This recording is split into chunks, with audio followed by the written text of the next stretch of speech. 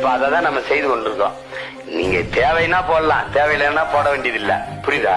நடிகனை நேசிக்கிறவர் இங்க, நாட்டை நேசிக்கிறவர் இங்க. புரியுதா? திரை கவர்ச்சியா இன எழுச்சியா, இது மங்கும் இது பொங்கும், எந்த பக்கம் நிக்க போறாங்கிறதா பிரச்சனை. அது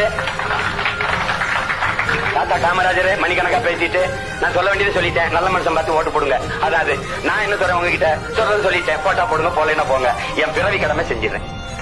புரியுதா உங்களுக்கு? அவ்வளவுதான், அவ்வளவுதான். இதுக்கு மேல அண்ணனுக்கு ஏன் போடணும், எதுக்கு போடணும், அது உங்க விருப்பம். வாக்குக்கு காசு என்கிட்ட இல்ல, இருந்தாலும் தரமாட்டேன்.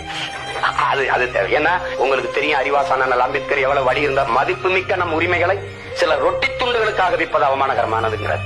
நம்முடைய தாத்தா தெய்வ திருமன் முத்துராமலிங்க தேவர் வாக்குக்கு காசு கொடுக்கிறவன் பாவி, அந்த காசை வாங்கி கொண்டு ஓட்டு போடுகிறோம், தேச துரோகிங்கிறது. அப்படின்னா நம்ம எவ்வளவு பெரிய தேச துரோக குற்றத்தை எத்தனை தடவை செஞ்சுட்டு இருக்கோம். வேற எங்க அண்ணா என்கிற பெருந்தகை தங்கத்தை யாராவது தவிட்டிற்கு விற்பானாங்கிறதுல அவங்க ஆளுகிற தவிட்டுக்கு வாங்கிட்டு இருக்க ஒவ்வொரு தடவை காக்கா எடுத்துக்கிறது நீங்க. அதனால மதிப்புமிக்க நம்முடைய வாக்கை அநீதிக்கு எதிராக தூக்கணும். நல்ல ஆட்சி, நல்ல அரசியல் மலர்வதற்கு பாடுபடணும். நீங்க எல்லாம் இந்த நாட்டின் நிர்வாக பணிக்கு தயாராகின்ற ஆக சிறந்தவர்கள். ஊழல் லஞ்சத்திற்கு நான் எதிரா இருப்பேன்.